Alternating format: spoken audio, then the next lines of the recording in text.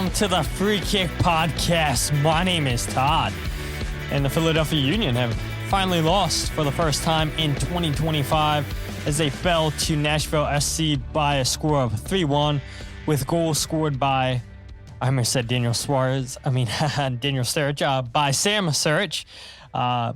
And you had Jovan Lukić scoring for the Philadelphia Union, and you had Kasim and Mukhtar also scoring for Nashville.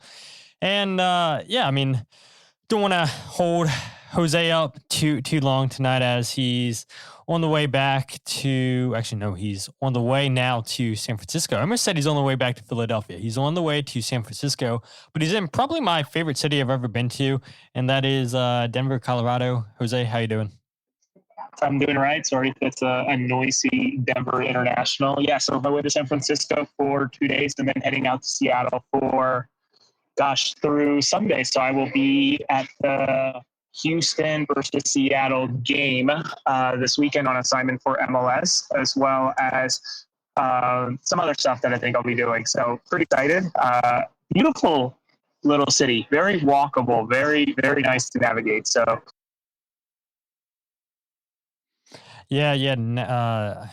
Denver is such a great city. I love my one time that I was in there with Jillian and Kyle Omni, and heading back out the first week of July just because the Union don't have any games that week. So it's like, okay, let's go ahead and take a little bit of a mini break before we get into the nitty gritty part of the 2025 season. And hopefully the Union is still in US Open Cup at that point too. But regardless, thank you so much, Jose, for joining me. Everybody in the chat. We're probably going to keep this around 45 minutes, I would say. So we'll read the comments as they come in, but we may not get to every single comment tonight. So not too many news topics to talk about tonight, but regardless, we do have some news. So let's get straight into the news. All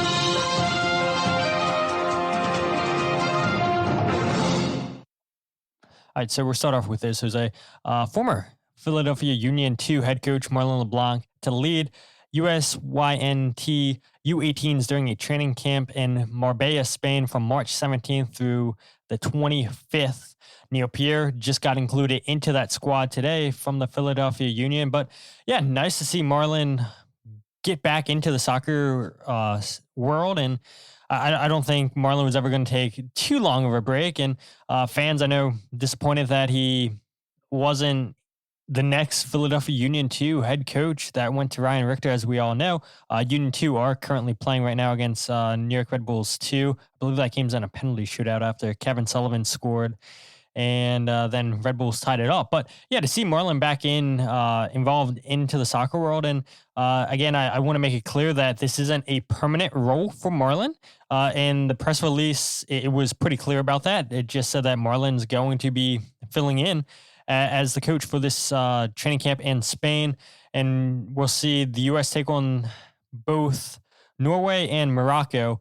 They take on Morocco on March 22nd and Norway on March 25th. So good competition there for the U18s. But Marlon LeBlanc back involved in soccer. Pretty big news there, Jose.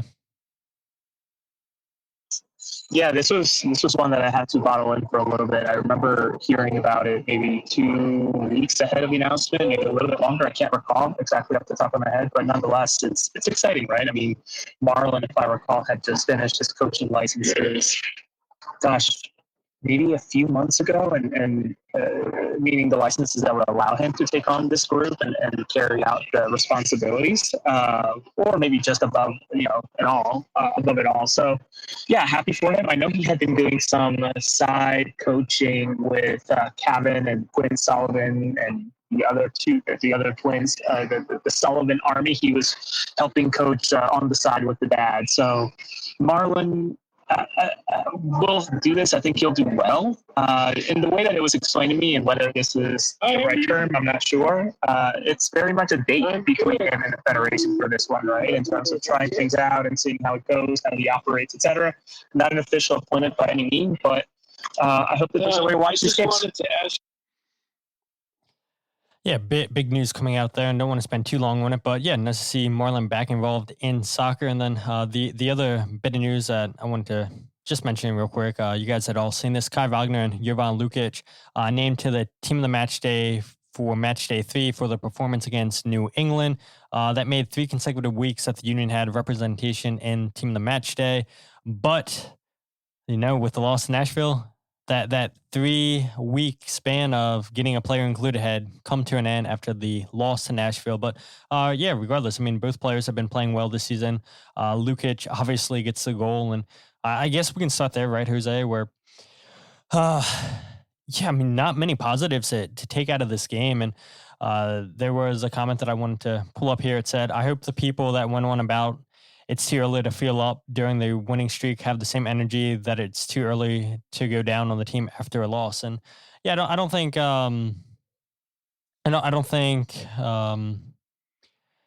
too many people are ready to jump off the ship yet. But the one thing I would say is that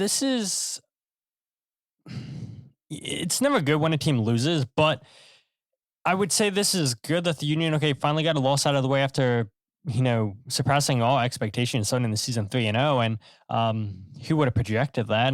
Nobody at MLS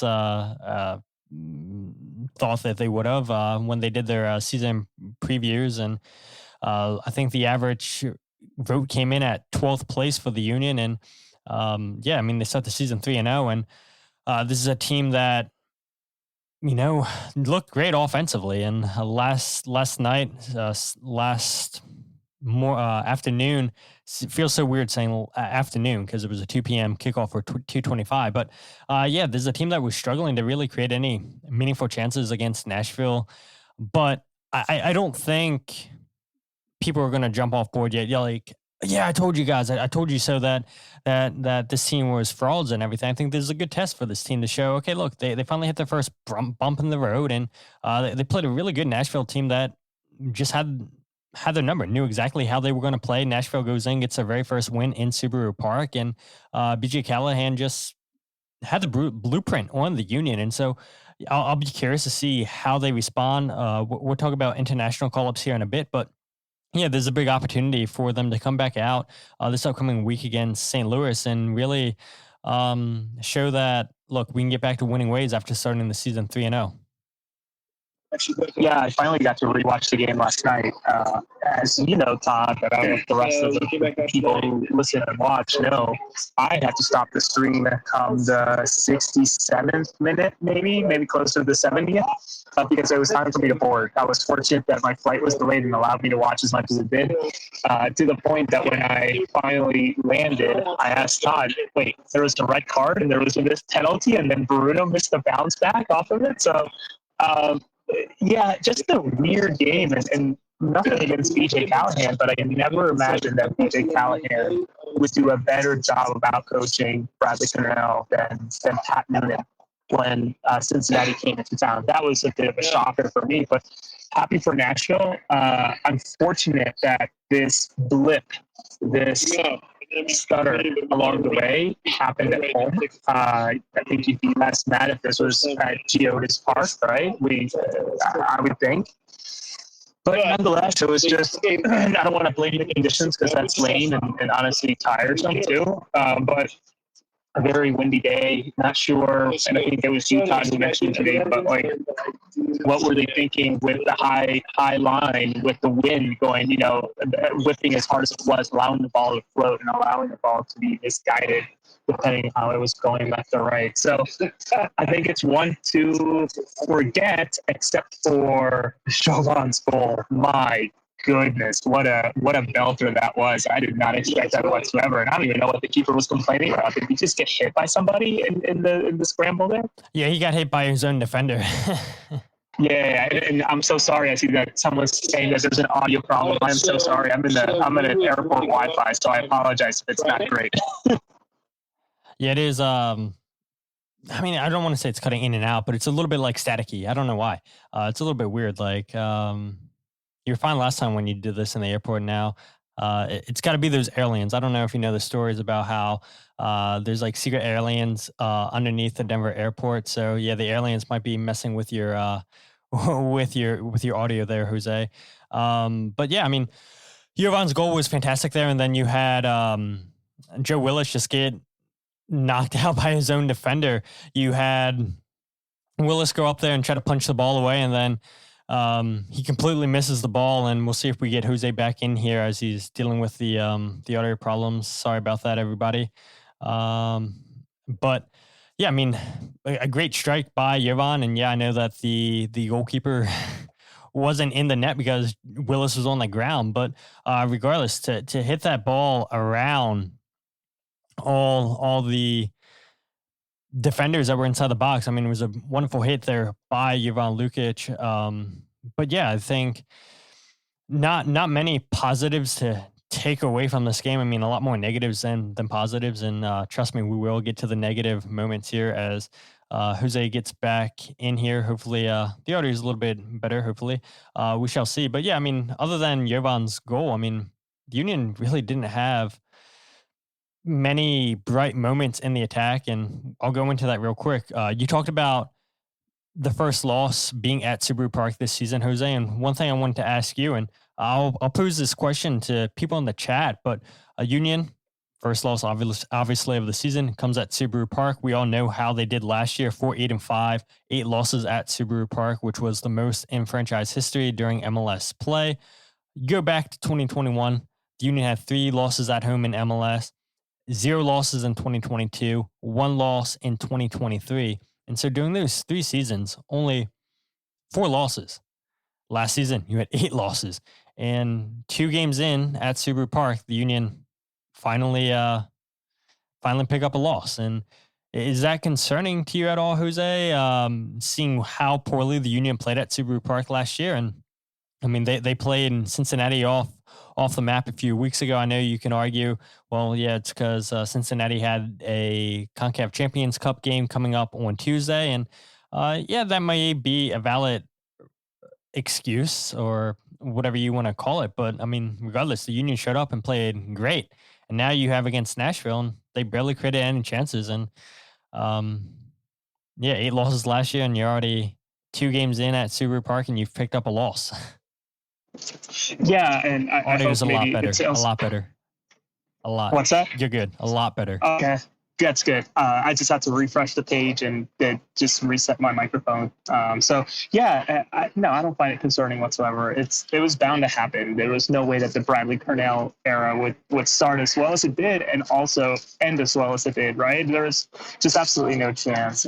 Would it have been nice for it to this little stutter have happened at Geodis or somewhere else? Absolutely, of course. But nonetheless, maybe this is one that they get out of their system, or maybe this is one that shows to Cornell that the competition within the team is more fierce than intended, right? Like Neil Pierre, Indy Vasilev, all of these guys were just competing so hard. Maybe this was what's going to shake out the team a little bit better. They come off of I was going to say they come off of the international break looking different, but they play right through the break, and I'm sure we'll talk about that a little bit more. But no, not at all concerned. It is what it is, and listen, it could have been far worse considering the one time it hit the post and some other chances that Nashville had.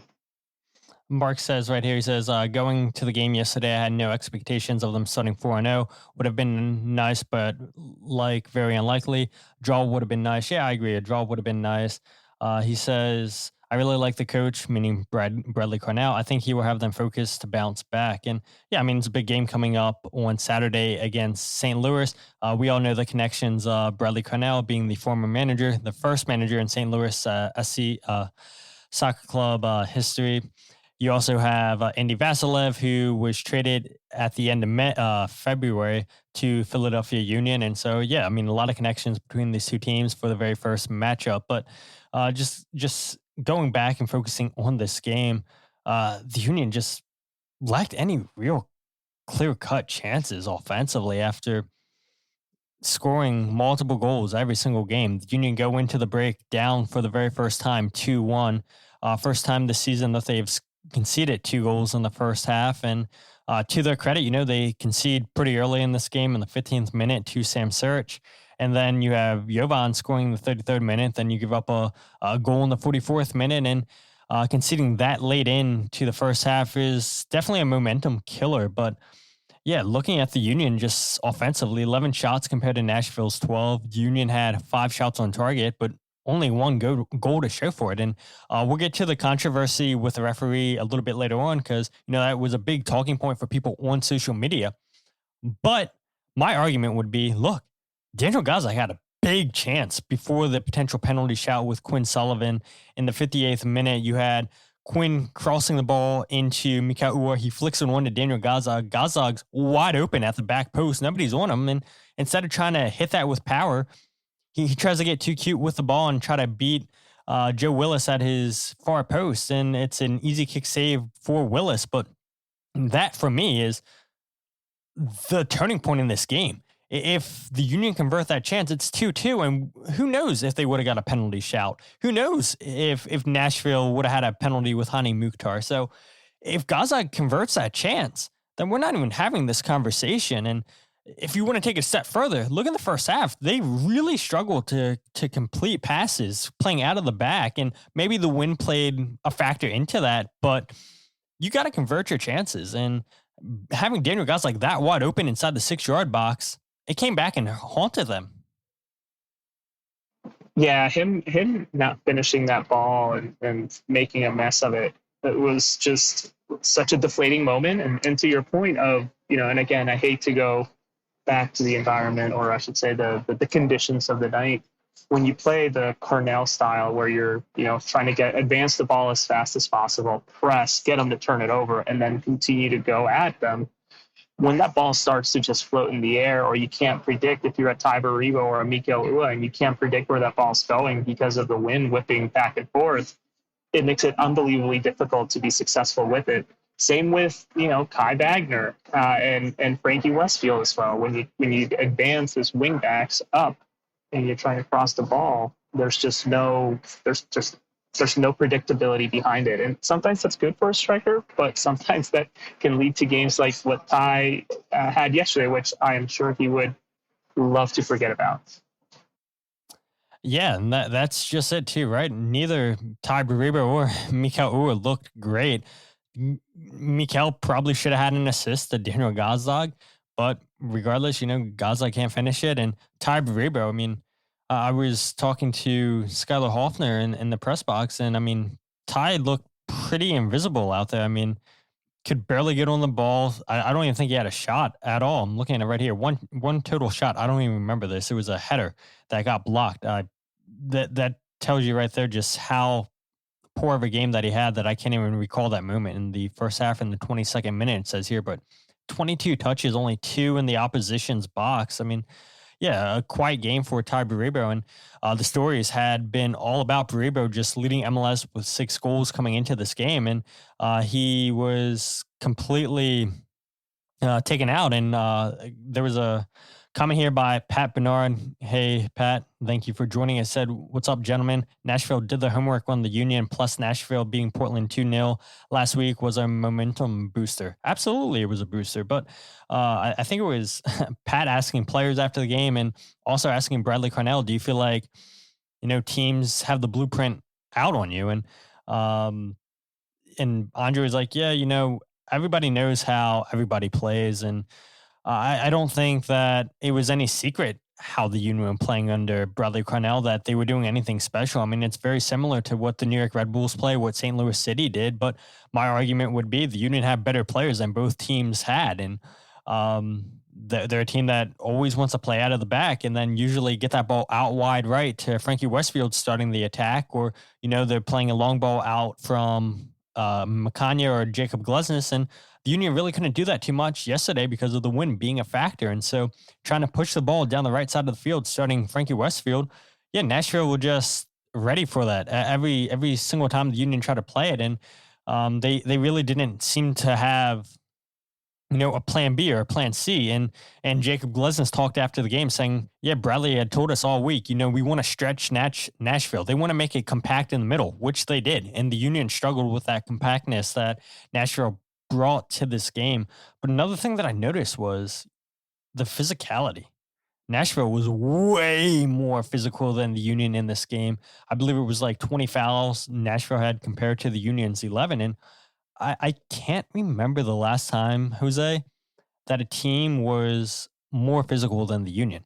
And yeah, maybe it's easy to say matches last season, but off the top of my head, I can't remember a time where the Union were just getting pushed off the ball so easily and really showing no fight. And I think maybe that caught the Union off guard a little bit, where they had their way against Orlando City, they had their way against Cincinnati, and they had their way against New England with that physicality. And then Nashville comes in here, and it seems like the back line couldn't do anything in the first half against Surge. Walker Zimmerman and the rest of the Nashville defense did well, keeping Mikhail Uhre, Daniel Gazak, and Ty Baribo in check. And so, yeah, just trying to think about it off the top of my head, I can't remember a moment where the Union were just outplayed physically.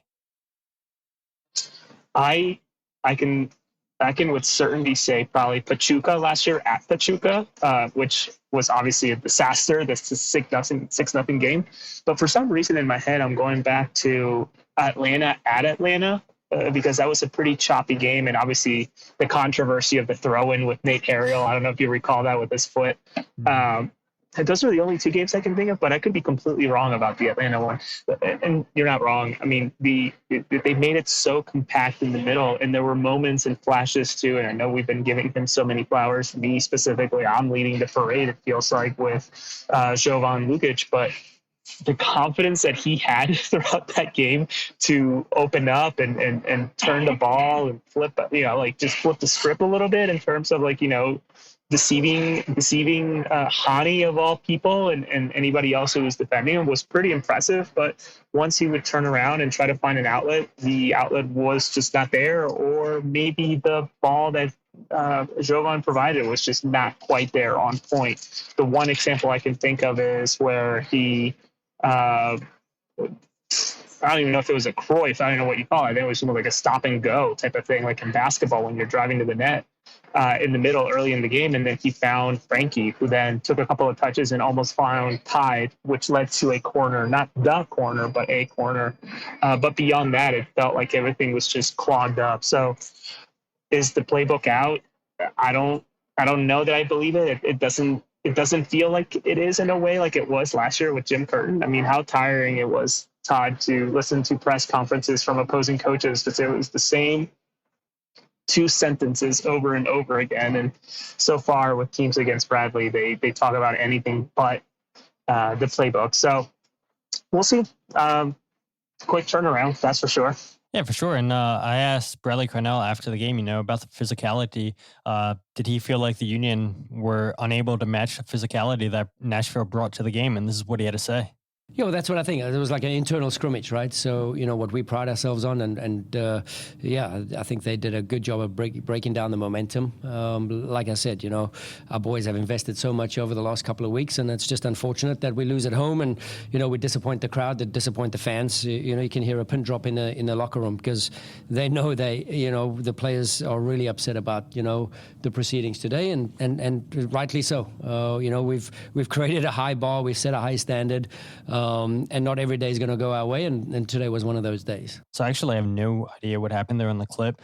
For people that are watching it live, it cut some of that off. So people that are listening to this on the podcast feed, you guys will have the right audio clip there. But Bradley Cornell had basically said that it was basically a scrimmage between the two teams. They both play a similar way, and Nashville just came out and were more physical than the Union. And yeah, it's like I said, I can't remember a time where the Union were more physical than out physical than they were against Nashville Saturday afternoon. But yeah, regardless, I think we had said it at the beginning, Jose. I think it's going to be a good test here Saturday against St. Louis, where a lot of players are going to be missing from international duty, and we'll see how the Union respond. But before we get to the referees, I mean, a lot of defensive mistakes in this game. Jakob Glesnes was at the forefront for all three goals conceded. And I'm going to try something and see if you guys can see this. But right here, I mean, this is the first goal that Nashville had scored. And I don't know if you guys can see my mouse on the screen. Can you see my mouse, Jose? No? Yes?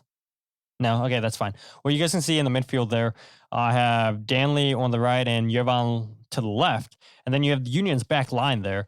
And Hani Mukhtar is right there in the center circle. And nobody picks Hani Mukhtar up on this play. It's Jakob Glesnes coming out of position, leaving Search, and that leaves Frankie Westfield to deal with Search. And I had just released my goals breakdown video, so you guys can see me break down this play. But yeah, this is pretty telling early on in the game, just how between the midfield and the defense, the communication was off all game. And you didn't have Danley tracking Mukhtar on this play, because this play started with Hani in his own half, just resetting the play, and then he just drifts into that center circle, and nobody picks him up. It's Glesnes leaving his position. And then you go to the second goal that Nashville scores, where you have Jakob Glesnes, getting beat by Qasim. And then you have Glesnes taking out Hani Mukhtar that led to the penalty kick. But yeah, there was no reason for Jakob Glesnes on the very first goal to move up and challenge Hani Mukhtar. He should have just held in position because, yeah, sure, Hani's going to receive that ball and then he's going to have to turn. And by the time he does that, Danley or Jovan's going to get in position and be able to slow him down. And you don't have to worry about, Sam Search getting in behind your back line because you're defending in 1v1. But I think this play right here was pretty telling how the game was going to go. And it was a challenge that Jakob Glesnes didn't have to make at all. Yeah, I think I texted you immediately. You were at the game. I was at the Philadelphia airport, and as soon as I saw this happen, I'm thinking to myself, oh no. And of course, one or two mistakes always lead it to goals typically, because if it happened in bunches, it typically means that it's going to lead to a goal. And I'm sorry if it's getting that. We have I think middle school troop with Chick-fil-A going to their flight.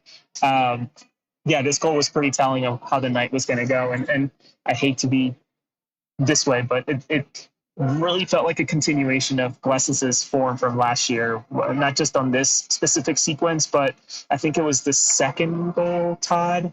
It had to be the second goal where he got turned around while the ball was up in the air, right? I can't recall. Maybe it was this one, but it was just a mess from him. And I'm sure the video team will want to clean that up pretty quickly. Yeah, it was the ball in the air. It was just an easy ball over the top by Daniel Lovitz. And I have no clue what Jakob Glesnes was doing there on that play. I mean, Ahmed Qasim was always going to beat Jakob Glesnes. Glesnes, we know, is not the fastest player. And that whole play was a mess there, where Frankie Westfield, there's nothing he could do. He couldn't close down Lovitz. I said in my goals breakdown video that Daniel Gazak probably should have been farther out wide to close that down. And because he wasn't, now Frankie has to go and push the ball. And because of that, it slides Jakob Glesnes over in the position that Glesnes was in. He was at the start of the play in the right position.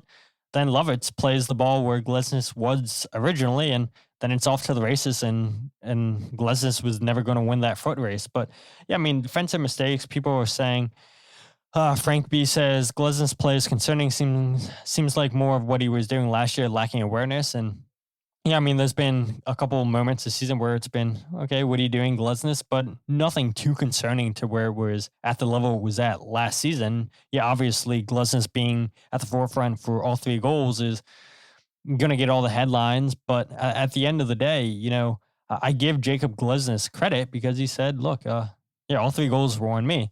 And I don't know, Jose, if you've got a chance yet to listen to all the Andre Blake, Jovan Lukić, and Jakob Glesnes, so the three players that talked in the locker rooms after the game. Some interesting stuff by all three players. But yeah, this was pretty telling right here by Jakob Glesnes, just taking responsible for all three goals. Yeah, it was tough. Like I said earlier as well, it wasn't good enough for me today. I would say I was involved in all three of the goals. Of course, that's not fun, but that's reality, Yeah, and so, I mean, credit to him for taking the responsibility for being involved in all three goals, probably being at fault for all three goals. But like he said, before he had mentioned that comment, he had said, the good thing is, we turn the page and go into the next game. So what had happened. And it's unfortunate. But at the end of the day, it's leadership you're seeing there from Glesnes saying, yeah, I wasn't good enough. Yeah, it's great to hear this. And no, I haven't gotten a chance to listen to the comments. I've been ping-ponging around Denver all day and now finally getting to stand or sit at the airport. It's good. I'm glad. And honestly, it's typical of him. I don't think that there's been a time where he's shied away, at least in the time that I've been covering the team or you and I have been covering the team together, that he has sort of pushed the blame on anybody else. So I'm glad that he's eager to move on, and I'm sure the rest of the team's eager to move on to what's going to be a fairly decimated Union squad on Saturday. Yeah, that is going to be a crazy squad. Let's go into that, I guess, real quick then. We'll go and talk about an injury update to Glavinovich, and I feel like every single episode, Jose, it's always we're giving updates either on Nathan Harrier or Jan. And again, we got another injury update from Bradley Cornell after the game. I'll play that in a bit. But looking at all the players that are leaving on international duty for the Union, you have Danley going, Daniel Gaza going, Andre Blake going, Ty Baribo, Jesus Bueno, Frankie Westfield, Neil Pierre. And I think regardless if it wasn't an international break, I think Bradley Cornell would change up this lineup. And yeah, you ride the hot hand, 3 wins start the season. You go with the same group again. It didn't work out against Nashville. I think regardless if Ty Baribo was going to Israel or not, Damiani would probably be in the lineup against St. Louis. I would say it's only a matter of time before we start seeing him week in, week out. And now he'll definitely get his chance, I would imagine, this weekend with Mikal Ur. And let's see if he can get a goal. But yeah, a lot of key players there for the Union. And I think the most surprising is seeing Jesus Bueno getting caught up with Venezuela. Yeah, when I saw Jesus Bueno's name on the list of players called up, I was kind of thinking, so really? And that's even a very thick list per se. It's like 30 some players. At first I thought it was maybe like a preliminary list, but reality is that it was the real list. Though Jose Martinez did come out with an injury at halftime against Palmeiras this past yesterday. So again, another opportunity for Jesus to do something with the national team. It seems like every time that he has gotten that chance, something happens either to his ankle or something else. So yeah, this is going to be reminiscent of the Portland game last year, right? Of just slapping together a squad. And you know, to me, it's comical. And I don't know how to maybe say it the best way, but, you know, fans that complain about these international players leaving for international duty with their nations, to me is hilarious, because that just means that the Union are doing a good job of finding great players that are good enough to represent their nation. It comes at a cost, and this is it, right? So I'm hopeful that the leadership of Bedoya, the experience and you know the weight on the shoulders of a Bruno Damiani, as well as a Jan Glavinovich, because he's also on loan and he needs to start producing to justify the loan. Hopefully that pushes these guys forward, though I'm intrigued to see some of these players that have been not necessarily cast away, but sort of in no man's land, right? Like Semla, I'm sure he's going to be in the roster, right? Because they need a second keeper. But and he was on the roster this weekend. And he was on the roster this weekend. So, like, what does that mean for him? What does that mean for Raffanello, right? Does he show up on the roster next weekend? Someone had suggested to me, what if he starts? It's like, there's no way he starts, right? Like, I can't see that. But if he does, fair play to him. So, and the Union 2 guys that just finished the game just now, and I guess won on the penalty kick rule that they do after, you know, tying 1-1, where do you plug in a CJ Olney? Where do you plug in a David Vasquez if you're going to do anything with them at all?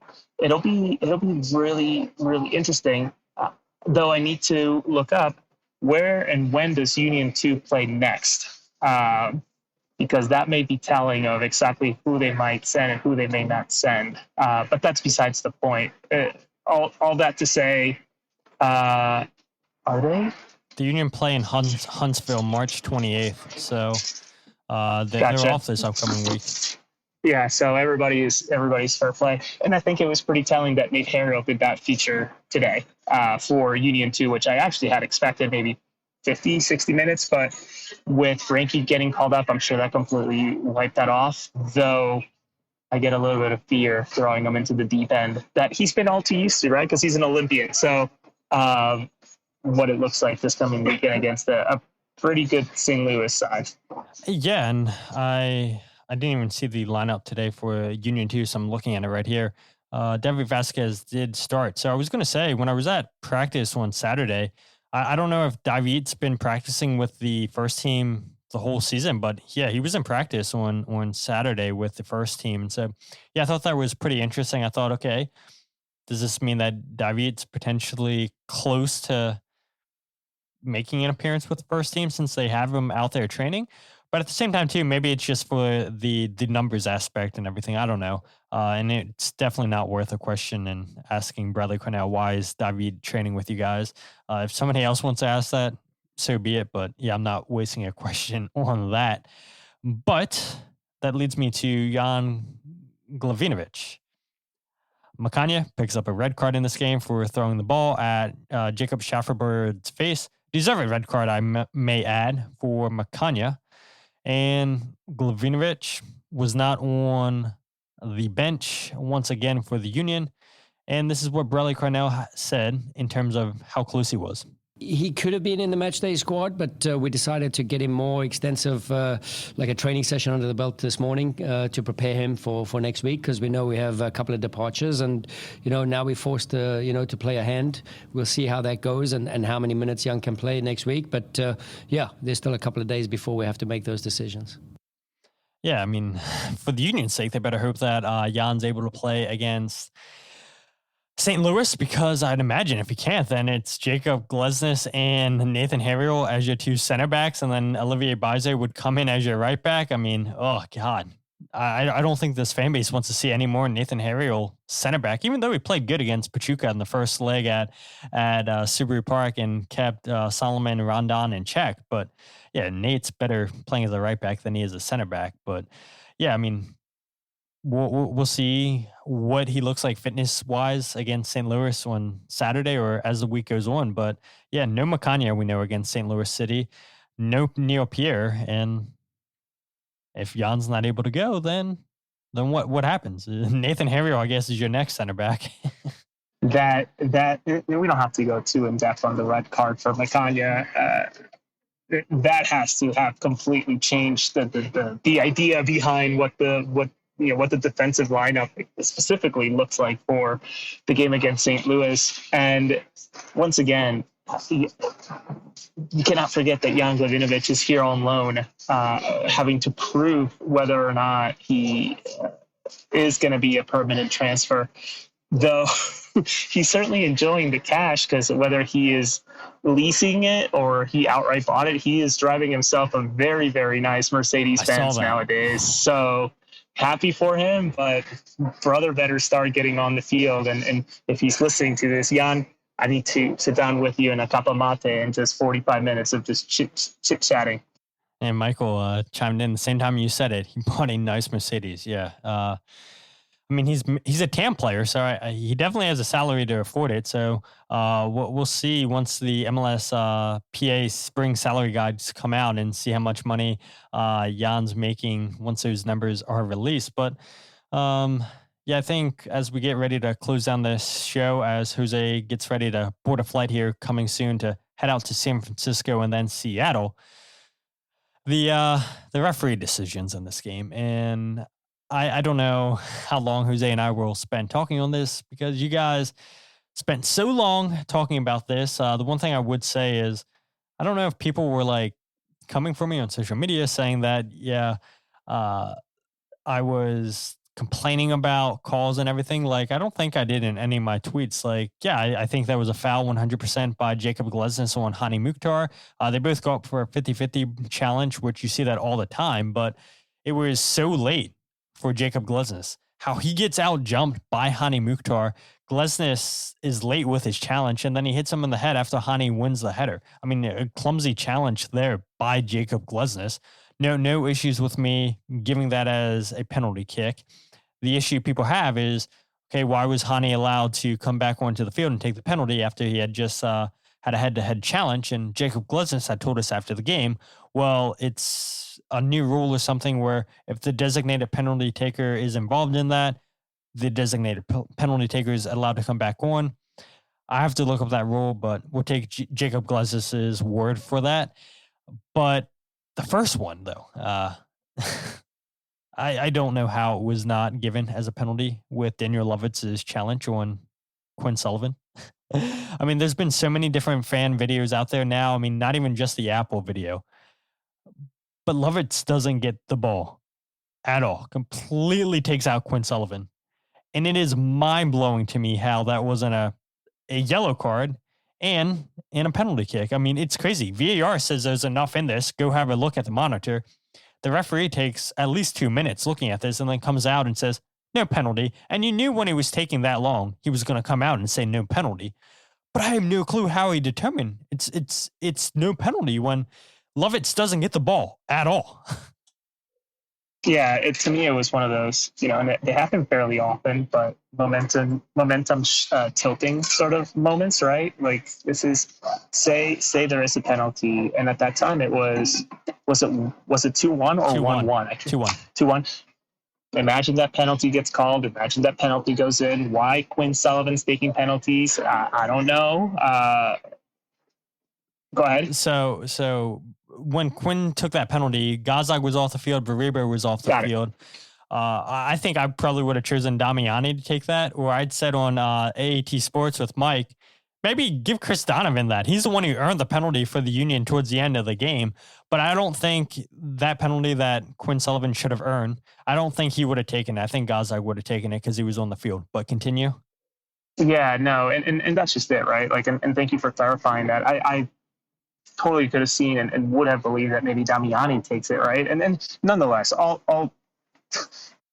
the point of the whole issue is how VAR asked or said there's enough here for a review, go take a look at it, and 2 minutes of capitulating on it, the decision still feels wrong in a way. And I'm the first one to tell you, Todd, and you know this about me, I'm the last to want to complain about referees. I find it so tiring and dumb. You should have one. If a referee is costing you a game, you certainly did not do enough to win the whole game. And so to me, it's like, okay, well, it stinks. The one where I even question more, and this is completely against the indifference of what you're saying, is that the two heads colliding between Glesnes and Hani.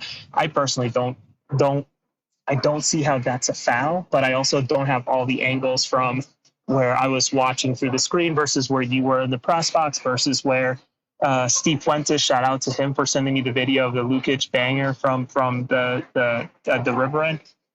All those different angles are so different in the speed of it all, right? Where like I saw it on replay, but they obviously center referee saw it in real time, and maybe it looked in. We see a lot of these fouls where a play looks like a terrible foul, but in reality, like it looks worse because it was slowed down versus, sped up, that type of thing. So I don't know. Was the referee awful? Probably, but yeah, they're gonna be there next week and the following week and the week after that. So it's very much just adjust and move on. Yeah, I mean, the one thing I would say is so many stoppages in this game, whether it be for throw-ins, corner kicks, just fouls in general. And I do think that the referee made this game about him, and it started when he didn't give the Union the penalty kick for Quinn Sullivan. But that's not what lost the Union the game, because like I had said prior, if Daniel Gazdag converts that chance from the Mikhail Uhre flick one, then the game's tied 2-2. And who knows if that penalty kick situation potentially would have happened with Quinn Sullivan and Lukić. Who knows if the penalty situation between Hani Mukhtar and Jakob Glesnes would have happened. You just never know. And so for the Union to get themselves in this situation where now we're talking about the referees costing the Union the game, a lot of fans say that, this referee lost the Union the game. I don't believe that at all. The Union lost themselves this game. They weren't great defensively. They didn't convert their chances. I know they didn't create a lot of chances.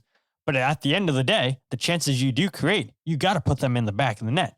And at the end of the day, the Union didn't put those chances away. And then you come to the situation with Chris Donovan getting taken out by Lukić. And that was such a clumsy challenge once again by Daniel Lukić. But the penalty was so poor by Quinn Sullivan there. I mean, no power, doesn't pick his corner. I mean, really, really weak penalty there by Quinn Sullivan. And I had said it, I think I would have went with Bruno Damiani. Bruno Damiani gets the rebound, and that's saved by Joe Willis. I mean, that sums up this game exactly. Watching Quinn Sullivan get his penalty saved, and then Damiani kicking the ball straight at Joe Willis when he's on the ground. Sums up this game perfectly. All I'll say is that I think, and fair play and shout to Quinn, who was very dismissive about my question of the pressure of being a U22 player. But fair play to him to try to take ownership and leadership and take that penalty kick, right? Whether he had to fend somebody off or he truly is the number 2 after Daniel, I'm not sure. Maybe that needs to be revisited, or this is a lesson learned, right, for a very young player. So fair play to him, and gosh, hope that it doesn't happen again, because that was hard to say atrocious, but that was a pretty bad attempt at it all. Nothing says really curious if Pro releases the video from Sullivan foul via your review. Yeah, I mean, I'd be curious. I wouldn't hold my breath though, but yeah, it would definitely be curious if they do or don't. Lexi Boom Boom says, yeah, I think it was both of us, really 50-50 challenge. Michael says, we played poorly. I just wish the referee making such terrible calls, it made that much worse to watch. Mike Thomas, hey Mike, says butterfly effect, 100%. And then you have obviously Makanya getting a red card near the end of the game, gets pushed out of bounds by Jakob Schaufelberg. Obviously, Makanya is not happy with that, and then decides to throw the ball at Schaufelberg's head, and you can't have that. And I know he's a young player and everything, and here learn from that, and that's what Andre Blake said after the game. But yeah, you gotta do a better job controlling your emotions there, and unfortunately, that red card hurts the Union severely for St. Louis. But good, Jose. Not that this is related at all, but Makanya was also the guy who, during the playoffs, suddenly wasn't starting the one single game, right? And it was like a coach's decision. Marlon told us. I can't recall. Was. Yeah, exactly. Because Rojas started over him. So, listen, I'm not saying that they're connected or having to do with one another, but just putting it out there. I don't know. So, I'm sure that he feels awful considering the circumstances that the team finds itself in with everybody departing. So, I don't know. What do you think? 2 games, 3 games for that? It was obviously multiple. Aggressive. Yeah, it was not a double yellow. I mean, he'll miss St. Louis, and I think, maybe a potential 2 more, I think.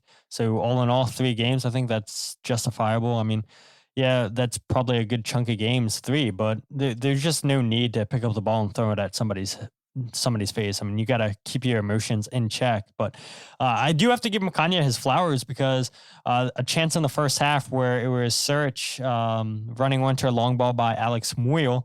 It was 1v1 against Makanya, and I was getting flashbacks to the MLS Next Pro Cup where Makanya gets a red card and he doesn't pull down Suric. I'm like, please don't pull him down. Please don't pull him down. And yeah, to his credit, he doesn't pull down Suric. It was well defended there by Makanya, but yeah, that play at the end of the game, pretty poor. Speaking of pretty poor, I hate to do this, but we got to. And it's Blunder of the Week. And the episode of this title, or of this podcast, I forget what I named it, non-penalties, penalties, red cards, and hot dog throwing or something. I think I named this episode. Yeah, it was pretty disappointing to see Union fans upset with the penalty decision given against them for the 50-50 challenge with Hani Mukhtar and Jakob Glesnes. But yeah, that's just really poor by the fans, throwing hot dogs and debris on the field. And somebody had made a comment here. I didn't even save it, but they said, that's the end of Dollar Dog Night, probably. And you're probably right. I mean, just why are we throwing trash on the field? I get people are upset, and there's just no need to take your anger out and throw stuff on the field. So Union fans, you guys get Blunder of the Week this week. Yeah, not good. Not good at all for letting your emotions get the best of you. And that probably does end Dollar Dog Night. But, at the end of the day, and I know it was more than a couple fans. It was a significant amount of people throwing stuff on the field. I would argue and say, those people don't define a whole fan base, but at the end of the day, it's not a great look for the Union. They'll probably get fined by MLS. Dollar Dog Night's probably going to be ruined, and we'll see what Union fans are able to bring into the River End going forward. Because this game was also on Fox. Don't forget that. A national televised game, and the cameras definitely picked up stuff being thrown on the field. So not a great look overall. Yeah, and even the Spanish commentators and Bruno Vine and I forget the last name of the Iguia, I think is the last name of the other guy. I don't know if it's Sebastian, but they were sort of saying, "Oh no, this is not good. This is gonna earn them some sort of penalty in the future or some sort of fine from MLS." And whether that's true or not, I don't know that we'll ever find out. Honestly, it might just be something that we learn about in like a few months, if at all. But I said enough about it online. I had to fend off some dumb people, and I usually don't even interact with most of the comments on the stuff I post, which is terrible in terms of engagement. But the mischaracterization was maybe earned this time, right? In terms of how shitty that whole thing was and how weak-minded that was, right? Like it really does not make any sense when you really think about it, because you get caught doing that, you're probably never allowed to set foot in the stadium again. Like, is that really worth it? I don't know, man. It is what it is, and the team will probably move on from Dollar Dog Night. A good thing gone. Did they feed you guys hot dogs on the media box? No, they did not. I'm shocked. Okay. I'm shocked. Yeah, well, they probably had to save them for the rest of the Joey. stadium, but for Joey. Yeah, Joey Chestnut. Dude, I don't know if you saw this on social media, not to change topics, but he had put down, I think, like 7 hot dogs, a gigantic cheesesteak, and I forget what else, pizza. He was eating pizza too, all in 3 minutes. I'm like, how did this guy put all this food down in 3 minutes? And they were telling us in the press box that Joey Chestnut specifically asked for boiling hot water, I guess, to help break down the food faster, whatever. But yeah, that was so gross, just watching this guy completely destroy food in 3 minutes. So to take a negative situation and try to turn it into a positive to end this episode, I mean, and Mike says gross. Yeah, maybe it isn't a positive. It was yeah, it was. I think I saw just from him striking the drum, whether it was him or somebody else, I think the drum's already busted. Someone it is tore it. I don't know who it was. Everybody that I've watched it, I mean, the drum strikers that we've watched this year have not been NFL players. So Joey Chestnut destroyed this thing. Good on him, I guess. But yeah, all in all, a very forgettable weekend at Subaru Park and for the Philadelphia Union. Mark says they were ice cold, bro. My sister said the same thing. She said it's a 1 out of 10 hot dog. And I said to her, you know what they should have done? They should have went to Costco, got that $1.50 hot dog and soda deal. Best combo out there. That's what I did before the game. Can't go wrong there. Mike Thomas says positive, no more Joey Chestnut appearances. Yeah, probably not. So, if you want to turn a negative into a positive, the Union fans probably got Joey Chestnut to never appear at Subaru Park going forward. But Jose, I appreciate you jumping on here pretty much last minute. I didn't even think about asking you because I'm like, yeah, he's going to be flying back. So you're in the Denver airport getting ready to head to San Francisco, then Seattle. So thank you, Jose, for hopping on. Where can people follow you on social media? On the Twitter sphere at Jose R. Nuñez 91. If you're even remotely interested, feel free to take a look at the piece I wrote for MLS for the Austin and LAFC game. That was a fun one to watch, fun one to put together. And this coming weekend, I'll be able to watch the Union game out in Seattle because it's a 4:30 start, and then walk over to Lumen to watch the Houston game, because Mark Keltenberg and I are going to be out in Seattle gallivanting the streets of the Pacific Northwest as Mark goes to, I believe, 2 U.S. Open match games, and he'll have some reporting of his own. And then I am on assignment for the Houston game, which we must say congratulations to Jack McGlynn getting the late international call-up, replacing Johnny Cardoso with him. So kudos to him. I kept on refreshing whether or not he had filed for an international switch, but it seems like if he plays, I think that cap ties him for real. So we'll see if he shows up or not on the field. I'll have to do some more research on that. Yeah, absolutely. Good plug there to end the show, Jose. And, while you were talking there, I was like, wow, I went this whole episode without drinking water. And I'm like, no wonder my throat's starting to get scratchy. So, yeah, that's a rookie mistake on my end. But if you guys aren't following the podcast on Twitter, Instagram, or Facebook, follow @FreeKickPod, wherever you get your podcast, The Free Kick.